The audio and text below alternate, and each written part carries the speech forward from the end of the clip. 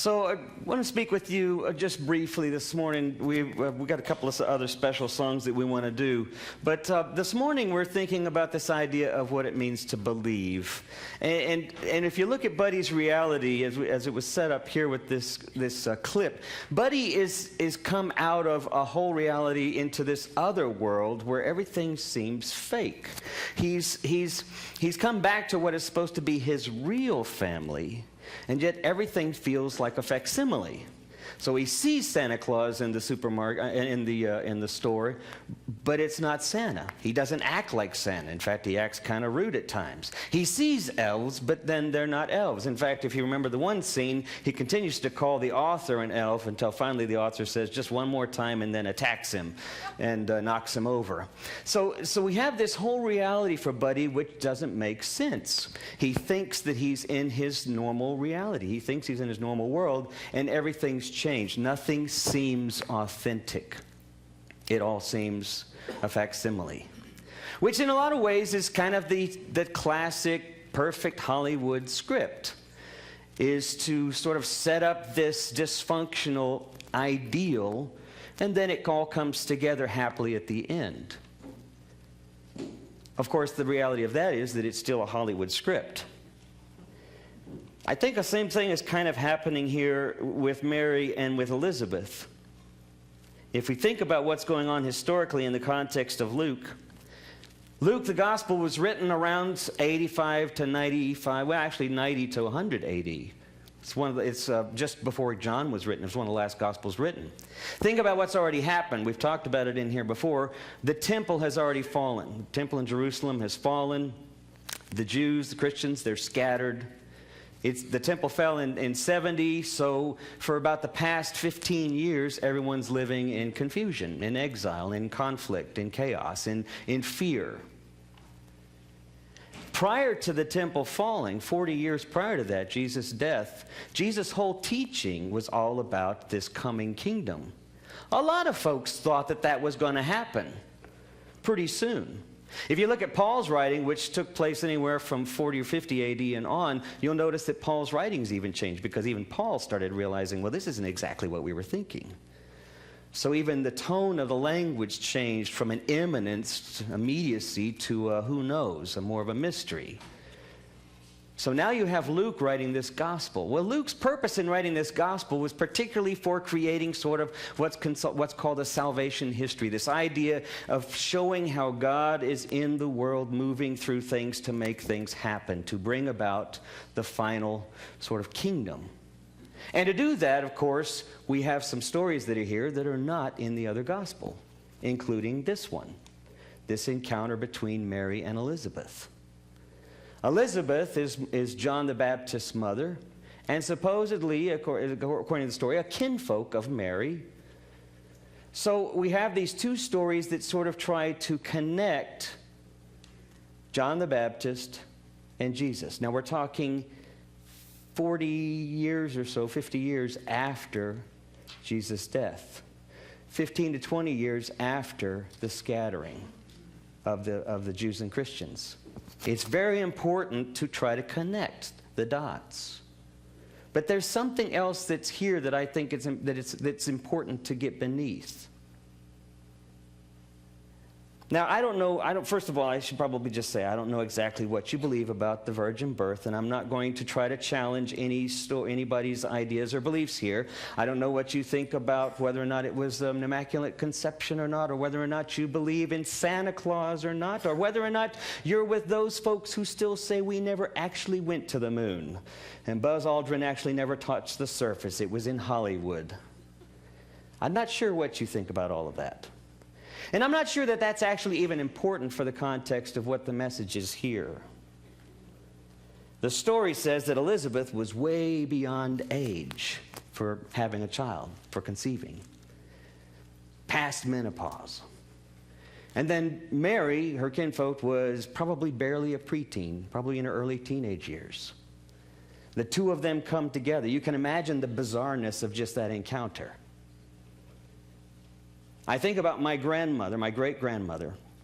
A story that circulates around in my family is that my great-grandmother, Lottie, or Molly, my great-grandmother Molly, was once sitting on the piano with her eldest daughter, Lottie. Now, they called my great-grandmother Little Mama because she was about 5 foot. She had 12 children. She was pregnant with her 12th child, as her eldest was sitting on the piano bench next to her, pregnant with her first child.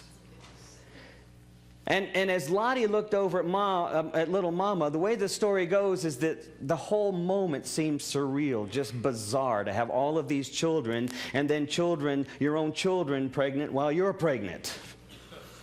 And she looked over at her mother and said to her, Little Mama, she said, "What's happening here?" She said, "You're pregnant and I'm pregnant. Don't you think that there's a time when this should stop?" And as the story goes, Little Mama supposedly looked at her and said, "I like it too much." And then her daughter said, "Well, maybe someday they'll figure out a way where we can still enjoy ourselves but stop the results." I wonder if it wasn't somewhat of that sort of bizarreness. My great-grandmother gave birth to my grandfather, number 12. He was a huge influence on my life. We look back at the way in which our heritage makes sense to us, the things that we inherited, the things that we learned, lessons, good and bad, but still we learn. Still, it's all pieces of the puzzle. Some of that's what's going on here, trying to create pieces to a puzzle to make sense. And how the stories get told, as I've told in here before, you know, they get changed, they get embellished, they get redacted and changed up. But still, there's something meaningful, something substantive that's part of the reality of that message. And I think that's what we have going on here, regardless of what you finally come to believe. I think the most important part, and that's why I put it in red in bold here, is this idea that when Elizabeth hears Mary, the greeting causes this reaction internally. Now, that's one thought. That's one idea I want you to think about, is this idea that when we truly welcome one another, there's something that happens. I've talked before in here about this group in Stanford that did this study about trying to understand how we form empathy for one another. One of the experiments that they did was that they simply went about offering people cups of coffee. And it was interesting as they measured the reaction to these people when they would offer a cup of coffee. The dopamine, the various hormones that are associated with good feelings would increase. Just the simple offering of a cup of coffee. There's something that happens that's magical, if you will, and yet quite biological when we reach out to one another in simple, vulnerable, kind ways. And I think that's what's happening here. I think that's what's important to think about. But the other thing that's really important to think about is what Mary responds with, what is known as the Magnificat, her hymn that she sings. And I'm just going to reiterate the words here for you.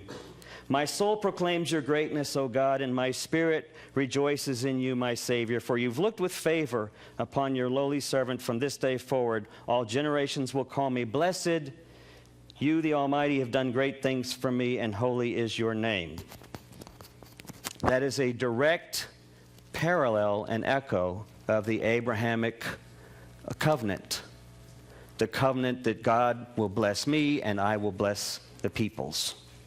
And then she follows with the second prophetic sort of parallel, which is, your mercy reaches from age to age for those who fear you. You've shown strength with your arm. You've scattered the proud in their conceit. You've deposed the mighty from their thrones and raised the lowly to high places. You filled the hungry with good things while you have sent the rich away empty. You have come to the aid of Israel, mindful of your mercy, the promises you have made to our ancestor Sarah and Abraham and their descendants forever.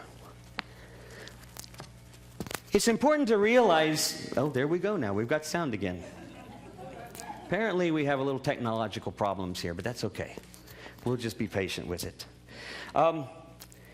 It's important to realize that what this is saying at the heart of her message or her response is this idea of what's always been a part of God's covenant with the world, is this idea of compassion and of justice and of mercy. And that thread rings true from throughout the history of the Judaic faith and into the Christian faith. That one thing rings true over anything else. And so Elizabeth says to Mary, "Blessed is she who believed what God told her would be accomplished." So I want to take a sidestep just for a second. And I want to talk with you about belief. Because beliefs are tricky things. And I think we all have certain beliefs, and we've grown up with certain beliefs, and some of us have made journeys from where we were to where we are now. Most people, maybe not in here, but most people, consider a belief a doctrine, a concept, something that you adhere to, something that you hold dear. Of course, we've seen what happens when you hold too dearly to a concept or to belief, and you run the risk of becoming rigid or dominating or oppressing. There's this idea in which we have that a belief is something that's concrete. If you look at the Aramaic, if you look at the old roots to the word, it actually means to hold something dear, to love, to be in relationship, essentially. The idea of belief is not so much static as it is fluid. Now that's a thing I think that's hard sometimes to get our heads around. This idea that our beliefs have to be static. They have to be concrete. They have to be rock solid. I think what's true when you look at the story of the New Testament and you see it over a period of time, you realize even they have understood that things change. It's not as we expected. And yet there's still something at the heart of this message that remains true. This idea of belief being something more that we hold, that we nurture, that we care for, that we grow with. To me, it fits so well with the story itself, but also with the nature of faith. Because I think the more mature we become in our faith, the more we realize life isn't always what we expect. Even with regard to the beliefs that we've held, we've changed them over time. There's an old Buddhist saying that I've said in here before that I think is kind of interesting and rings true. There's a lot to learn from a lot of different traditions. But the Buddha said once that if you meet the Buddha on the road, kill him. I believe Jesus said, "Those who lose their lives will find their lives." This idea that we can hold on to a belief so dearly that the risk becomes that it becomes idolatrous, that we are no longer in relationship with one another, but we are in fact gauging one another by virtue of the beliefs that we hold. Believing has to be something, I don't want to shout because I'm afraid of what will happen. Believing is something that has to be, I think, dynamic, this idea that it is something we nurture.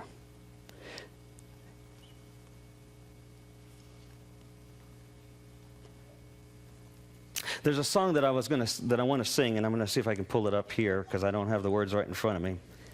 But I think in our world today, we're living in this situation where we have a lot of injustice going on. We have a lot of differences of opinions. There's a lot of conflict going on in which, if you think about it, in the time in which this story took place, it's not a whole lot different. There's a lot of oppressiveness, there's a lot of injustice, there's a lot of abuse, there's a lot of exclusion. It's going on still today. And sometimes these things just start to germinate. They start to form. They start to gestate. if you will. In a sense, they become sort of like a pregnant moment. We're going to switch here. All right. You got a bad connection. All right, we'll take this then. So we'll try this, and then I'll use that for the microphone. But we have this idea in which there's a lot of injustice in the world and a lot of problems in the world. But I think the same sort of thing is happening. I think there is a waiting, a gestation, a developing. And the reality is, most of us, I think, are sort of more accustomed to the image there, or to the one that's on the bulletin of the child looking up the chimney. This idea in which Christmas is all about this wonder. It's all about this magic that's going to happen.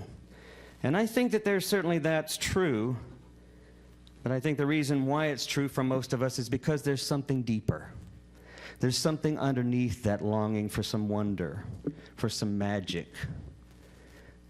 And at this time of year, we're always reminded that it was the same kind of setting in which God came into the world and came in and presented hope through this life of Jesus. David Wilcox has a great song that occurred to me the night before last, and I'm going to try it.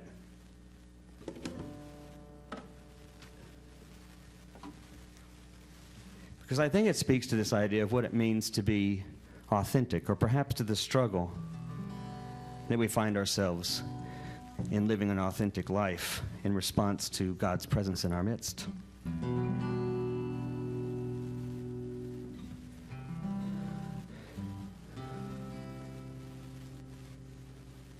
I know that compassion is all out of fashion, and anger is all the rage. Grow up and give in to that cynical spin that you see on every page. We all know what's wrong with the system and how the people are puppets and fools. And if they're not strong, it will trick them. And they get used up like factory tools. And kids just give up in those schools. What is it really that's keeping me from living a life that's true? When the worries speak louder than wisdom, drowns out all the answers I knew. So I'm tossed on the waves of the surface. Still the mystery's dark and deep, with a much more frightening stillness underneath.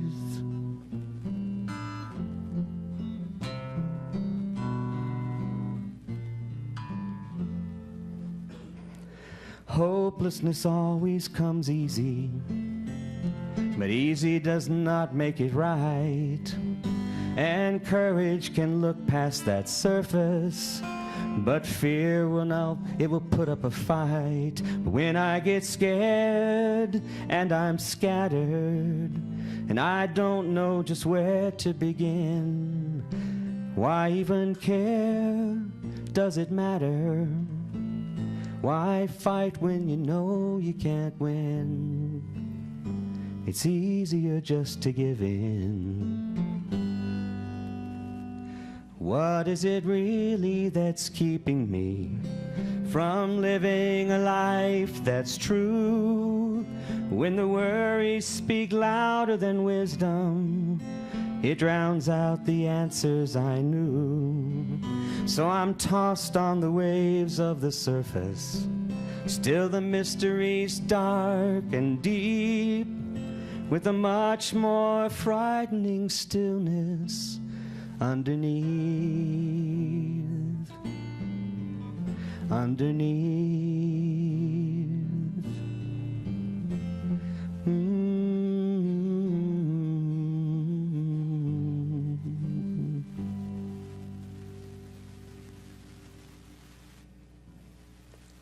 There's this idea that Meister Eckhart once said, what is the point in celebrating the birth of the Savior in our world, the birth of light and hope in the world, if in fact we are not ourselves somehow experiencing that birth in our lives?